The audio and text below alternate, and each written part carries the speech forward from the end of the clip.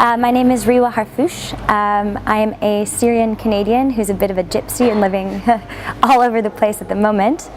And right now I run a think tank called Red Thread that focuses on the intersection of technology and culture. We need to move away from thinking about ourselves as creative people and more about how do we create a creative process that's more natural to us. And so for me, I find that one of the key elements to being creative is to take my inspiration extremely seriously. I make it a practice. And that means looking in some of the unlikeliest places for inspiration and trying to make connections between seemingly disparate things. And I find that to be really helpful. Yeah, I think there's this great Einstein quote about creativity is just intelligence having fun. And I think our brains are wired to recognize patterns and to kind of connect things together. And so if you can provide yourself with enough of a base of raw material and you're curious enough about people specifically, then really interesting things happen in your own mind without you realizing it.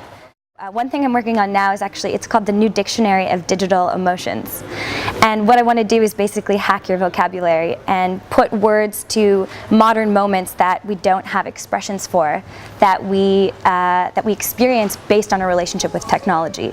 So I'll give you an example. One of them is, I'm trying to work at the word for it now, but right now it's matusity.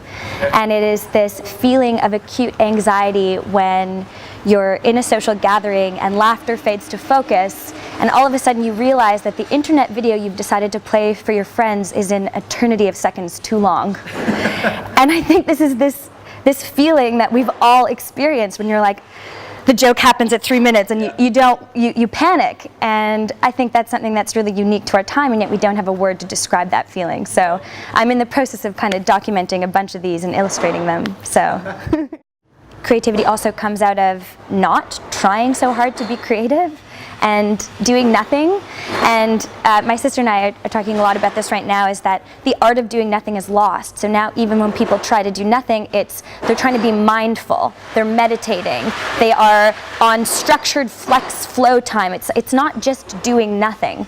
And so sometimes I just want to walk around and actually do nothing with no purpose, and it's completely unstructured, and I find those moments are often the times when connections happen and you can kind of reconnect with what's important to you, and that usually drives your creativity.